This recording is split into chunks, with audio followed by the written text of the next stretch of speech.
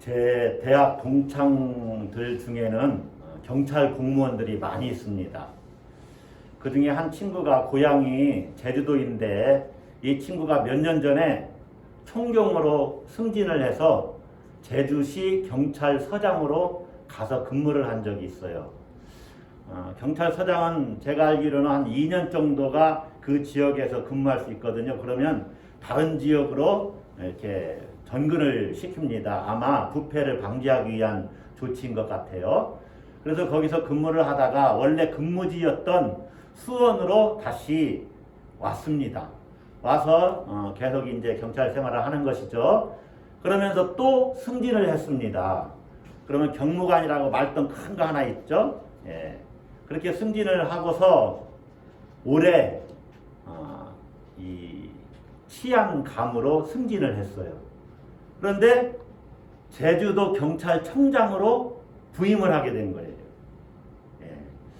그래서 제가 아주 격하게 축하한다 이렇게 축하의 말을 전하면서 이런 생각을 해봤습니다. 그 친구로서는 참 굉장한 영광이겠구나. 자기가 태어난 그 도시에 그 지역의 경찰서장으로 가는 것도 영광인데 그 도의 경찰청장으로 갔으니 얼마나 큰 영광이겠어요. 그러면서 한편으로는 제가 경찰 인사 발령에 대해서는 뭐 잘 모르지만은 저는 현직이 없었으니까 아마 자기가 그 자라난 성장했던 그 고향에 가서 더 많이 봉사하라는 의미가 담겨 있을 수도 있겠다. 그런데 그곳으로 가는 당사자에게는 굉장한 어떤 금의 환영하는 것 아닙니까? 예전에 과거에 급제하면 이렇게 다 행렬을 차려서 고향으로 내려갈 때 많은 사람들이 박수 쳐주죠. 그게 금의 환영이잖아요. 비단 옷을 입고 고향에 내려가는 거죠. 그래서 본인에게는 굉장히 명예로운, 영예로운 그러한 일이겠다. 그렇게 여겨집니다. 자, 여기서 우리가 한번 생각을 해봅시다. 여러분이 잘 아는 사람이 여러분의 친구나 또 뭐 선후배도 괜찮습니다. 잘 아는 사람이 세상적으로 성공을 했어요. 출세를 했어요. 그래서 내 고향으로 이렇게 온다면은 여러분은 그 사람을 어떻게 맞이하겠습니까? 그 사람을 어떻게 대우하겠어요? 한 가지는 이런 것이죠. 아주 기뻐하면서 즐거워하면서 대단히 환영을 할 것입니다. 환대할 거예요. 그리고 축하할 겁니다. 그런데 또 한편으로는 이런 사람도 있을지도 몰라요. 괜히 시기하고 질투해요. 그래서 그 사람이 옛날에 잘못했던 것들을 공공연하게 소문을 퍼뜨리는 사람들도 있을 거예요. 자, 예수님은 고향에서 어떤 대접을 받았을까요? 고향 사람들이 예수님을 어떻게 대우했을까요? 환대했을까요? 냉대했을까요? 예수님은 처음 사역을 시작하실 때 회당 중심으로 갈릴리 지역을 중심으로 이렇게 사역을 하셨습니다. 그곳에 가장 이제 그 베이스 캠프로 차려놓은 것이 이 가버나움입니다. 가버나움 지역을 중심으로 이곳저곳 마을을 다니면서 회당에서 말씀을 전하셨어요. 그래서 사람들은 말씀을 가르치는 자이기 때문에 랍비라고, 유랑랍비죠. 랍비라고 예수님을 대우했습니다. 예수님이 이제 그 고향 나사렛에 내려가셔서 안식일 날 늘 하시던 대로 말씀을 전하시고 이제 회당에 가셨습니다. 가서 회당에서 이제 말씀을 전하시려고 서셨을 때 두루마리 성경을 그에게 갖다 줬죠. 성경에는 특별히 이사야 성경을 요구했다는 말씀이 없어요. 그런데 그 성경은 어쨌든 이사야서였습니다. 이사야서 61장 1, 2절 말씀을 예수님이 일부러 의도적으로 그것을 찾아서 그것을 읽으셨어요. 그리고 하시는 말씀이 이 글이 오늘 너희에게 응하였느니라. 자, 우리가 읽은 성경 본문은 이제 지난주에 이어서 21절에 그렇게 시작하죠. 지난주에 이어서 21절이 교차되는데 오늘 이 말씀 누가복음 본문에서는 4장 18절 19절에 인용이 되어 있습니다. 이 말씀이 너희에게 응하였다. 너희에게 실현되었다. 이것은 희년이 실현되었다는 거예요. 자유와 해방의 날이 나를 통해서 예수님 자신을 통해서 너희에게 이루어졌다 라고 말씀하시는 거예요. 얼마나 놀라운 이야기입니까? 이 말을 듣는 이스라엘 백성들은 지금 로마의 압제 속에 있습니다. 식민지 생활하고 있는 거예요. 그러니까 예수님을 통해서 로마의 이 식민지로부터 우리가 벗어날 수 있는 기대감도 좀 있었겠지요. 당시 메시아를 기다리고 있었으니까. 그런데 예수님이 자신을 통해서 그 희년이 이루어졌다고 하니까 얼마나 은혜가 넘치고 참 기쁨이 넘치는 말씀입니까? 그래서 그들은 환호했고 감탄했어요. 탐복했습니다. 아주 예수님의 입에서 나오는 하나님 말씀에 놀라워했던 거예요. 그런데 조금 더 말씀을 듣다가 뭐 질문도 하고 대답도 듣는데 조금 더 말씀을 듣다가 이들은 자기 안에서 슬슬 화가 나더니 마침내 이들이 어떻게 했느냐? 예수님을 회당 밖으로 쫓아내고 동네 밖으로 끌고 가서 낭떠러지까지 데리고 갑니다. 그리고 그를 밀어서 떨어뜨려 죽이려고 했어요. 낭떠러지 떨어지면 이제 어떻게 하겠어요? 그들이 돌을 들어서 치는 것입니다. 그렇게 하려고 했어요. 아니 처음에는 말씀을 듣고 감탄하고 탐복했는데 왜 도대체 무엇 때문에 나중에는 예수님을 배척하고 예수님을 죽이려고 했을까요? 하나님 나라 운동을 지금 성공적으로 잘 사역하고 있는 예수님입니다.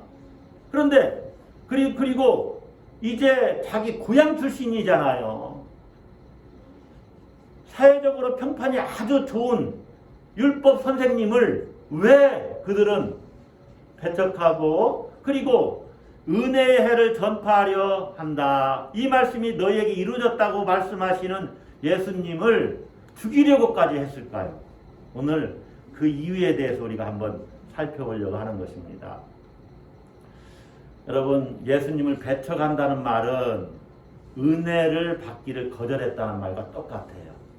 왜 이들은 은혜의 해가 자신들에게 비추이는 것을 거부하고 거절하고 있을까요? 첫 번째로 예수님에 대한 편견을 가졌기 때문에 그렇습니다. 무엇을 가졌어요? 편견.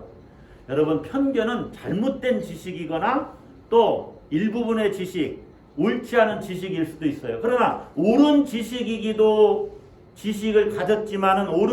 가졌지만은 전체적으로 다 알지 못하고 부분적으로 조금 아는 것은 완전한 지식이 아닙니다. 우리가 예배의 부름 시간에 여러분에게 읽어드린 말씀이 지금 우리가 부분적으로 안다. 온전히 알지 못한다. 예수님에 대해서도.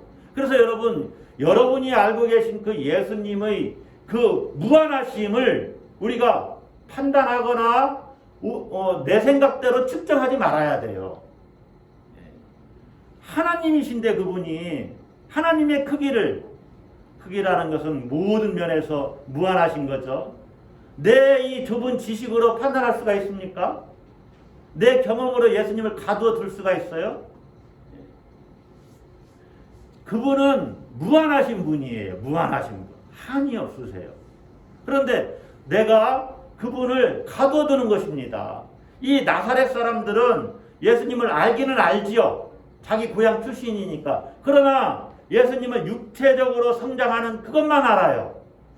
부분적으로 알고 있는 것이죠. 예수님을 온전히 알지 못하는 것입니다. 그것이 그들이 가졌던 편견이고 또 어떤 면에서는 영적인 무지고 또 어떤 면에서는 부정확한 지식입니다. 따라서 한번 하겠습니다. 부분적으로 아는 것은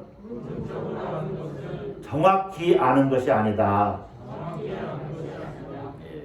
제가 설교자이지만 예수님에 대한 모든 것을 다 압니까? 여러분은 다 압니까? 요즘에 메타인지라는 말을 써요. 자, 무엇을 인지했다라는 것은 무엇을 안다 그 말이에요. 저것이 뭔지를 안다. 근데 메타인지라는 말은 무엇을 안다는 말은 또 다른 차원에서 어떤 것은 모른다는 차원이에요. 그래서 여러분 정말로 여러분이 말씀을 사랑하고 말씀을 매일 묵상하고 읽고 공부하면 내가 너무나 모르는 말씀이 많다는 걸 알게 돼요. 내가 많이 알면 알수록 모르는 부분은 더 많이 있구나를 알게 돼요. 그게 메타인지예요. 예수님에 대해서 우리는 일생 알아가는 겁니다. 그분은 은혜 위에 은혜라라. 그분의 은혜는 한이 없어요. 그런데 내가 다 안다? 어떻게 다 알아요? 모르죠. 이 나사렛 사람들의 문제는 뭐였느냐? 말씀에 감탄하고 탐복하고 그 말씀을 은혜롭게 여겼는데 이들이 뭐라고 지금 반문을 하고 있냐면 22절 뒷부분에 나오죠. 이 사람이 다 같이 읽어볼까요? 거기부터 시작. 이 사람이 요셉의 아들이 아니냐. 자, 예수님이 요셉의 아들 맞습니까? 틀립니까? 맞지요. 호적상 요셉의 아들 맞습니다. 어렸을 때부터 아기 때부터 예수님은 그 가정에서 자랐죠. 또 어머니는 마리아예요. 우리가 잘 아는 대로 요셉은 예수님의 아버지 요셉은 직업이 목수였습니다. 그러니까 하나님의 말씀을 전하고 은혜의 해가 내게 나로 말미암아 실현되었다라고 말씀하시는 예수님에게 저 사람 목수의 아들 아니야? 저 사람 목수 아니야? 그런데 무슨 하나님의 은혜의 해를 자기가 전파한다고 하고 자기가 희년을 실현하는 자라고 말하냐? 다시 말하면 이겁니다. 어떻게 자기가 하나님이 하실 수 있는 일을 할 수 있다고 하느냐? 어떻게 자기가 성령으로 기름 부음 받은 메시아라고 주장하느냐? 이 말이에요. 그들이 알긴 알았죠. 요셉의 아들 예수. 여러분 요셉의 아들 맞지만 목수의 아들 맞지만 또 한편으로는 예수님에게는 신성이 있잖아요. 하나님의 아들이시잖아요. 하나님의 아들은 눈에 감추어져 있어요. 감추어져 있어요. 그래서 여러분 사람을 볼 때 겉모습만 보고 판단하면 안 돼요. 그의 성품과 인품, 또 그의 꿈과 비전, 그의 능력, 그런 것들은 감추어져 있어요. 함부로 사람 무시해서는 안 돼요. 그분이 재력가여서 나한테 점심을 사줄 줄 어떻게 합니까? 왜 무시합니까? 무시하면 안 돼요. 부분적으로 알아서는 안 돼요. 여러분 이사야의 예언이 예수님을 통해 이미 성취되었다고 했지만은 그들의 현재 상황을 보니까 그런 것 같지 않단 말입니다. 그러니까 예수님을 이제 배척하고 무슨 희년을 가져다 준다고 우리에게. 당신 목수 요셉의 아들 아니야? 이렇게 여겼던 것이죠. 이렇게 여겼어요. 여러분 이것은 아주 중요합니다. 여기에는 놀라운 영적인 진리가 담겨져 있어요. 희년이 우리에게 성취되었다고 예수님이 말씀하시는데 그 희년의 은총을 우리에게 주시겠다고 말씀하시는데 그것을 우리가 배제하면 그 은총은 우리에게서 멀어져 가요. 우리가 예수님을 자꾸 내 삶에서 몰아내면 나는 은혜에서 멀어져 가고 은혜의 대상에서 내가 제외돼요. 은혜의 대상에서 제외된다. 여러분 내가 막 싫다고 하는데 하나님께서 억지로 나를 막 억지로 하시지 않아요. 하나님이 우리에게 자유의지를 주셨다는 것은 그런 의미예요. 우리의 의지대로 우리가 행동할 수 있어요. 그래서 내가 내 의지를 가지고 하나님께로 내 마음을 향하고 열어야 돼요. 열어야 돼요. 그래야 하나님이 부어주시는 은혜를 내가 받을 수가 있는 것입니다. 할렐루야. 그러므로 예수님에 대한 편견을 가지면 안 돼요. 우리가 배우는 대로 예수님에게 이런 모습이 있구나. 이런 모습이 있구나. 부정적인 반응을 보이는 나사렛 사람들에게 예수님이 이제 뭐라고 말씀하시느냐. 23절에 한번 보세요. 23절 우리가 다 같이 한번 읽습니다. 예수께서 그들에게 이르시되 너희가 반드시 의사야 너 자신을 고치라는 속담을 인용하여 내게 말하기를 우리가 들은 바 가버나움에서 행한 일을 내 고향 여기서도 행하라 하리라. 여러분, 의사야 너 자신을 고치라 이 말이 뭡니까? 너가 누군지 아느냐? 너 자신부터 확실히 해. 그리고 우리가 들은 바 가버나움에서 행한 일을 여기 고향에서도 한번 행해봐라. 이 말이 뭡니까? 너가 그렇다면은 여기에서도 한번 이적을 행해서 너가 그러한 사람이라는 것을, 희년을 실현하는 자라는 것을 증명해봐라. 이렇게 요구하는 겁니다. 여러분, 이들의 태도를 한번 잘 보세요. 이들의 태도는 십자가에 못 박히신 예수님을 조롱하는 그 관리들의 태도와 동일합니다. 윽박지르는 태도예요. 윽박지르는 태도. 여러분, 예수님이 이들이 너 자신을 입증해봐, 너 자신을 증명해보라는 이 나사렛 사람들의 요구에 응답해서 어떤 이적을 행하셨습니까? 이적을 행하시지 않았습니다. 예수님은 자신을 증명하기 위해서 이적을 행하시는 분이 아닙니다. 그걸 아셔야 돼요. 예수님이 이적을 행하실 때는 무리들이 불쌍해서 무리들의 소원을 들어주시고 그들을 동정하셔서 이적을 베푸시는 것이 내가 누구다 이렇게 자신을 이렇게 나타내 보이시기 위해서 이적을 행하시는 것이 아니에요. 예수님이 우리에게 보여주신 완벽한 표적, 이적이 뭡니까? 죽으셨다가 부활하신 것입니다. 요즘도 예수님에게 이러한 이적을 보여달라고 하는 사람들이 많이 있어요. 그리스도인 중에. 예수님을 시험하는 겁니다. 어떤 식으로 시험합니까? 예수님이 하나님의 아들이신 것을 난 믿습니다. 정말 하나님의 아들이시라면, 정말 나의 구원자이시라면 내게 이러이러한 것을 응답해 주세요. 이러이러한 기적을 베풀어 주세요. 기도 응답해 주세요. 자, 조건을 내밀은 거죠. 내 믿음을 조건으로 걸고서 한마디로 또 하나, 만약에 예수님이 하나님의 아들이시라면 그걸 증명해 보여주세요. 이렇게 요구한 거잖아요. 엄청난 모순이 이 요청에 담겨져 있는 거예요. 예수님은 하나님의 아들이신데 하나님의 아들이시라면 했잖아요. 이게 누가 이렇게 얘기했습니까? 사탄이 그렇게 얘기한 거죠. 너가 하나님의 아들이면 한번 뛰어내려봐. 돌로 떡덩이가 되게 해봐. 예? 예수님이 우리의 기도에 그 기도에 응답했다고 합시다. 하나님의 아들이신 것을 들어주시기 위해서 응답하신 것입니까? 그게 아니요. 나를 사랑해서 응답해 주신 거예요. 우리를 불쌍히 여기셔서 응답하신 거예요. 예수님은 자기를 증명하기 위해서 어떤 우리에게 이적을 베푸실 때 우리의 호기심을 만족시키기 위해서 이적을 베풀어 주시는 분이 아닙니다. 이미 다 보여주셨어요. 그것을 제자들이, 성경 기자들이 기록해서 지금 우리에게 전해지고 있는 것입니다. 그러므로 우리가 그걸 믿음으로 받아들여야죠. 예수님이 만왕의 왕이시다, 만주의 주이시다, 예수님은 자유와 해방을 주시는 분이시다, 우리에게 기쁨과 참 만족을 주시는 분이시다 라는 것을 우리가 온전히 신뢰할 뿐이에요. 할렐루야.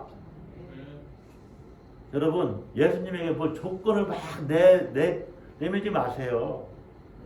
잘못하면 예수님을 시험하고 있어요. 우리가 이스라엘 백성들은 예수님이 요셉의 아들 아니야 당신?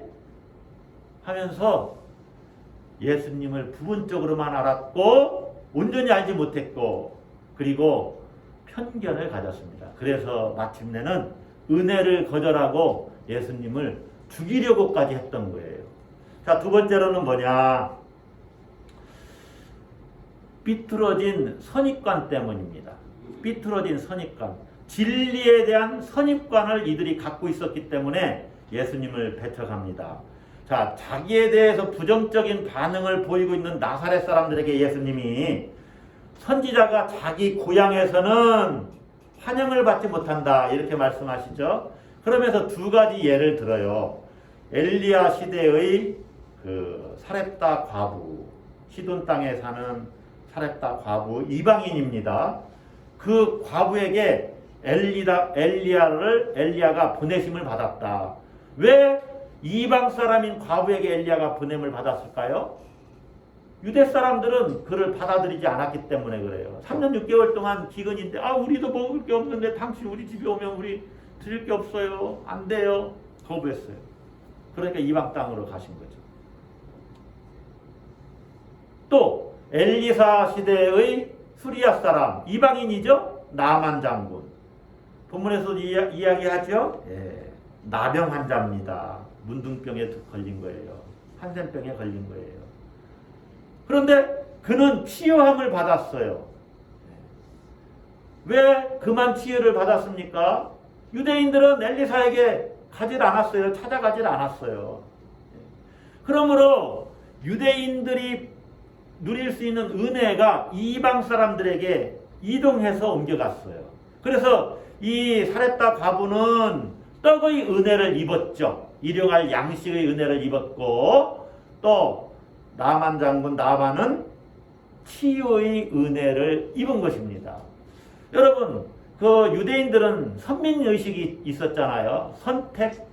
우리 민족을 하나님이 선택했다. 이게 선민의식인데, 하나님이 우리 민족에게 은혜를 베풀어 주신다. 이런 의식이 있었습니다. 자, 선민의식을 갖고 있는 것은, 하나님 우리 민족을 선택했다고 내가 믿고 있는 것은 참으로 좋은 일이고, 또 어떤 면에서는 특권입니다. 대단한 권리가 생긴 것이죠. 하나님의 은혜가 우리에게 임했다는 거 얼마나 놀라운 일입니까? 이 특권의식을 갖는 것은 좋은데, 문제는 이 은혜를 이방 민족에게도 흘려보내야 되는 것이죠. 이것은 사명입니다. 그러니까 특권의식에만 머물러 있지 말고 사명의식도 가져야만 했어요. 그런데 예수님이 엘리야 시대의 그 사렙다 과부 이야기나 엘리사 시대의 이 나만 이야기를 통해서 유대인들이 하나님의 은혜 받기를 거절하면 그 은혜가 다른 사람에게로, 이방 민족에게로 이동한다. 이렇게 이야기하고 있거든요. 여기에 대해서 왜곡된 민족적 우월감에 사로잡힌 이스라엘 사람들이 분노가 생긴 거예요. 화가 치미는 거예요. 왜 그러느냐? 하나님의 은혜는 우리 민족에게만 임하는 것인데 하나님의 은혜가 이방 사람에게도 임한다고? 이렇게 여긴 거예요. 그래서 예수님에게 화를 내기 시작한 겁니다. 여러분, 하나님의 은혜를 거절하면 그 은혜는 다른 곳으로 흘러갑니다. 여전히 예수님은 하나님은 은혜 베푸시기 좋아하시는 분이시고, 낮은 자를 찾아서 은혜를 이동시키면서 은혜를 베푸셔요. 자, 따라서 한번 하겠습니다. 이방인에게는 하나님의 은혜가 없다. 이게 맞아요? 아니요. 이방인들도 여전히 하나님의 은혜가 있습니다. 여러분, 예수 안 믿는 사람들이 하나님의 은혜를 못 받고 있습니까? 아니요. 그들도 여전히 하나님의 은혜를 누리고 사는 거예요. 모든 생명의 근원이 누굽니까? 하나님이죠. 그들에게도 여전히 선인에게나 선한 사람에게나 악인에게나 악한 사람에게나 태양빛은 다 내리는 거예요. 그것을 무슨 은총이라고 그래요? 예? 일반 은총이라고 해요. 일반 은총을 내려주고 있어요. 하나님이. 예? 열심히 노력하면 다 잘 될 수 있어요. 공부 잘하면 되는 거예요. 예. 직장도 마찬가지고, 물론 사회적 여러 가지 구조도 있지만 하나님이 이방인에게도 은총을 내리고 있는 거예요. 나에게만 은총을 내리는 것이 아니에요. 여러분, 복음이 뭡니까? 복음, 기쁜 소식. 복음을 내가 수용하고 내가 받아들일 때 그것은 나의 복음이 됩니다. 따라서 한번 합시다. 나의 복음. 예수 그리스도는 나의 복음이죠. 그러나 중요한 진리가 여기에 담겨져 있어요. 나의 복음이지만 나만의 복음은 아닙니다. 나만의 복음은 아니에요. 내 이웃에게도 복음입니다. 할렐루야. 이걸 따라서 한번 하겠습니다. 복음의 보편성. 네, 복음의 보편성이라고 그래요. 복음은 나에게도 복음이지만 내 옆에 있는 사람에게도 복음이다 하는 거죠. 모든 사람에게 복음이다. 복음은 온 세상에 미칠 좋은 소식이고 구원은 만민 앞에 준비된 것입니다. 그래서 이방인은 복음에서 제외된 대상이 아니에요. 예수 그리스도는 이방을 비추는 빛이고 주의 백성 이스라엘의 영광입니다. 만민에게 빛을 비춰주시는 거예요. 그래서 예수님의 오심은 모든 육체가 모든 사람이 하나님의 구원을 보리라는 예언의 성취입니다. 할렐루야. 그들이 알지 못하지만 세상 사람들의 구원자이신 분이 예수님이세요. 이스라엘 백성들은 이방인에게는 하나님의 은혜가 임하지 않는다. 하나님의 은혜는 우리에게만 임하는 것인데 어떻게 이방 사람들이 은혜를 받는다고 하느냐. 그 말을 듣고서 예수님을 죽이려고 했던 거예요. 잘못된 선입관, 진리에 대한 잘못된 선입관 때문에 그런 아주 패역한 일을 저지르고 있는 것입니다. 자, 세 번째로는 이들이 예수님의 은혜를 거절한 이유는 예수님을 죽이려고까지 한 이유는 부패한 마음을 가졌기 때문이에요. 무슨 마음? 부패한 마음. 부패한 마음이 어떤 마음입니까? 완고한 마음, 강팍한 마음, 또 이기적인 마음, 또 편협된 마음, 편협심 이런 것들이에요. 자, 이방인에게 복음이 전해진다. 이방인에게도 하나님의 은혜가 임한다라는 말을 들은 이 나사렛 사람들은 예수님의 이 말씀을 듣고 어떻게 반응해야 했을까요? 희년이 예수님을 통해서 이루어진다는 말씀을 듣고 이들은 어떻게 반응했을까요? 마음을 돌이켰어야지요. 이방인에게 하나님의 은혜가 임한다고? 예수, 우리가 당신을 잘 알고 있는데 우리가 알고 있는 것이 전부가 아닌 것 같구만. 당신이 당신을 통해서 실현된다는 그 희년의 해, 희년의 은총을 우리에게도 좀 부어주시게나. 당신이 하나님의 나라를 이루는 자라고 이렇게 말하고 있는데 그 하나님 나라의 모습, 그 모습을 우리에게도 실현시켜 주시게나.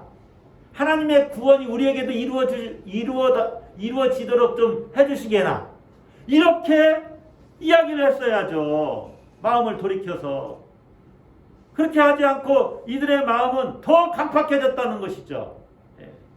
더 강팍해져서 회당에서 쫓아내고 동네 밖으로 쫓아내고 끌고 가서 여러분 참 이렇게 돼요. 여러분 이 29절을 한번 보세요.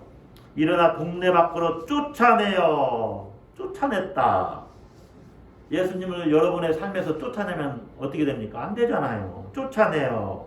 그 동네가 건설된 산 낭떠러지까지. 그러니까 이 나사렛 마을은 언덕 산 위에 있는 겁니다. 그래서 마을 끝쪽은 이제 낭떠러지가 있겠죠. 예. 산 낭떠러지까지 끌고 가서 밀쳐 떨어뜨리고자 하되, 떨어지면 돌로 치는 거예요, 여러분. 왜 이런 행동들을 합니까? 왜곡된 민족적 우월감에 사로잡혀 있는 거죠. 그것 때문에 끓어오르는 분노를 참을 수가 없었어요. 그들의 마음은 강팍했고 완고했고 그리스도를 목격하고 있음에도 불구하고 희년을 이루는 성령으로 기름 부음 받은 자 그리스도라고 말씀하시는데 예수님을 배척하고 그렇게 이기심과 편협함에 사로잡혀서 예수님을 거부했던 것입니다. 그들의 마음은 부패했어요. 여러분, 영적으로 침체된 세대일수록 복음을 이용하는데 어떻게 이용하느냐? 자기 이기심을 충족시키는데 이용합니다. 네. 하나님, 저를 사랑하시잖아요. 물론 사랑하십니다. 근데 문제는 그걸 내 욕망을 채우는데 하나님을 자꾸 이용하려고 하는 거예요. 네. 하나님 뜻이 먼저죠. 가장 중요한 것이. 여러분 우리가 알아야 되는 것은 내가 듣기 좋은 말씀, 은혜가 되고 내가 이렇게 동의할 수 있는 말씀이라고 해서 모두 다 하나님의 말씀인 것은 아닙니다. 하나님의 말씀은 때로 나를 굴복시키고 기존에 살던 나를 막 해체시켜요. 너 그렇게 하면 안 된다는 거예요. 너 그 모습대로는 안 된다는 거예요. 너 지금 잘못 가고 있다는 거예요. 원래 네가 회복해야 될 모습은 그 모습이 아니라는 거예요. 나를 자꾸 해체시켜요. 그리고 새로운 나를 만드시려고 해요. 그래서 나를 굴복시키고 나를 변화시키는 말씀으로 다가올 수가 있다는 것입니다. 그래서 진짜 좋은 설교는 때로 어떨 때는 내가 듣기 좋은 말씀도 이렇게 하시죠. 하나님의 축복의 말씀도. 그러나 때로 내 마음을 불편하게 만드는 말씀이 이어야 해요. 그래서 여러분이 정말로 내가 어떻게 하면 바르게 살까? 그러면 바르게 살지 못하는 모습을 버려야 되잖아요. 그러면 설교자로부터 회개하라는 말씀도 기꺼이 수용할 수가 있어야 된다는 거죠. 그래야 내 삶이 온전해지는 거예요. 온전해지는 거예요. 복음은 기득권을 인정하지 않습니다. 복음은 계속해서 이동을 해요. 낮은 자를 찾아서 이동을 합니다. 그래서 여러분 우리가 누리는 예수님의 그 호의와 사랑이 기계적으로 당연한 것이고 자동적으로 연장된다고 이렇게 생각해서는 안 돼요. 말씀에 대한 어떤 강팍한 마음이 있다면 또 완고한 마음이 있다면 여러분 내가 성경에서 이야기하는 이 말씀이 하나님 말씀으로 알고 이걸 받아들여야지. 내가 이걸 그렇게 실천하지 못하는 나의 마음이 아직도 굳어 있구나. 주여 내게 부드러운 마음을 주셔서 이 말씀을 순수하게 받아들이고 이 말씀대로 살아낼 수 있는 힘을 주세요. 이렇게 했어야 됩니다. 자, 이제 말씀을 한번 정리해 보겠습니다. 예수님은 지금도 여전히 여러분에게 은혜를 베푸십니다. 희년을 실현하고 계십니다. 할렐루야. 앞으로 어떤 은혜를 베풀어 주실지도 몰라요. 그러니까 내 생각으로 내 경험과 상식으로 지식으로 예수님의 그 역사를 제한해서는 안 됩니다. 예수님 우리가 알다시피 하나님의 아들이시고 창조주이시잖아요. 아까도 말씀드렸지만 그분이 얼마나 충만하십니까? 얼마나 은혜가 넘칩니까? 우리가 다 그의 충만한 데서 받으니 은혜 위에 은혜로라. 은혜가 충만해요. 한이 없어요. 끝이 없어요. 예. 그러니까 우리는 그 예수님의 은혜가 얼마나 깊은지 넓고 크고 높은지를 알아야 되고 예수님이 누구신지를 계속해서 알아가는 영적인 성장이 우리에게 일어나야 됩니다. 그래서 베드로후서 3장 18절에 베드로 사도가 이렇게 권면하죠. 오직 우리 주 곧 구주 예수 그리스도의 은혜와 그를 아는 지식에서 자라가라. 그리스도 예수의 은혜와 그를 아는 지식에서 자라가라는 거예요. 그래야만 온전히 은혜를 내가 수용하고 받아들이고 그 은혜를 환영할 수 있다는 거예요. 여러분 때로 내가 하고 싶은 대로 하고 싶은데 어떤 때는 하나님의 말씀이 걸리잖아요. 너무 불편하잖아요. 근데 내 마음이 깨어지고 부서지고 온전히 말씀을 다 주여 말씀대로 하소서 제가 순종하겠습니다 하면은 하나님이 주시는 예수님이 주시는 그 희년의 은총을 내가 누리게 되는데 그 완고한 마음 때문에 굳은 마음 때문에 자꾸 뱉어간단 말이에요. 은혜를 환영해야 돼요. 할렐루야. 여러분 희년의 역사는 그것을 받아들이는 자에게서 실현됩니다. 그러니까 여러분이 혹시라도 내가 잘못 알고 있는 것이 있으면 그것을 자꾸 고치도록 노력을 하셔야 돼요.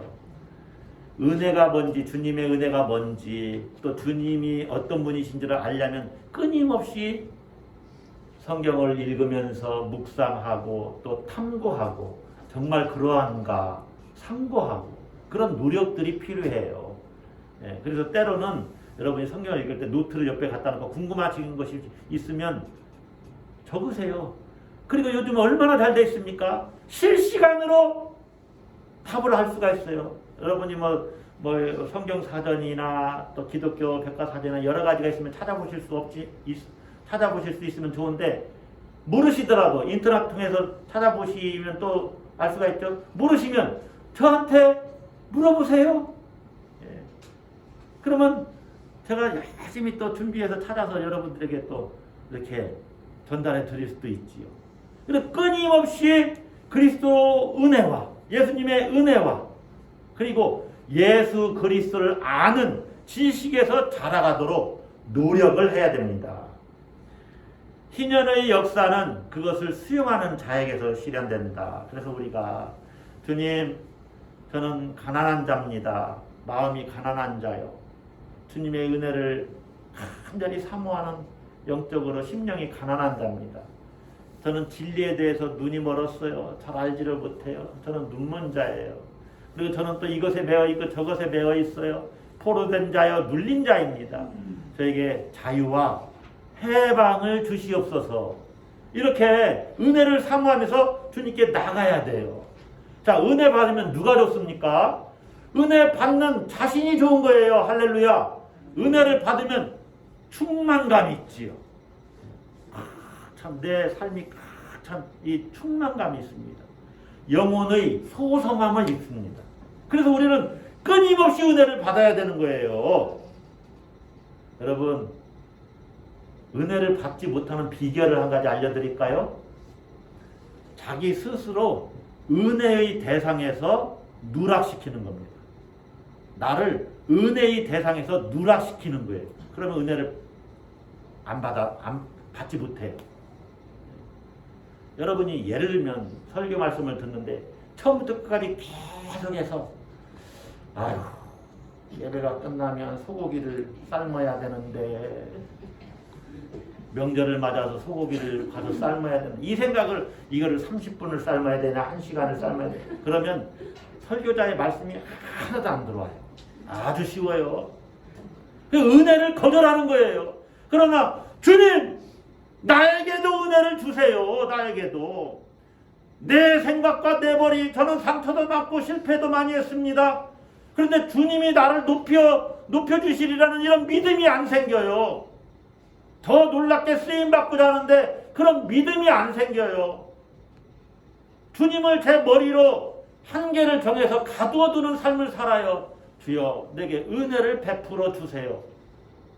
은혜를 베풀어 주세요. 그렇게 은혜를 사모하고 도대체 주님이 오늘 무슨 말씀을 하실까? 또 누구를 통해서 내게 은혜를 베푸실까? 기대하고 기도하면서 기다려야 기적의 역사가 일어나는 것입니다. 할렐루야. 저는 여러분들이 정말 은혜를 사모하면서 주님이 주시는 은혜를 누리는 사람들이 되시기를 바랍니다. 그래서 그렇게 은혜를 받으면 어떻게 해야 돼요? 내 가족들에게, 친척들에게, 또 이웃에게 그 은혜를 흘려보내는 거예요. 그래서 내가 은혜의 통로, 축복의 통로가 되는 것입니다. 여러분들이 그러한 삶을 사시기를 주의 이름으로 축복합니다. 기도하십시다.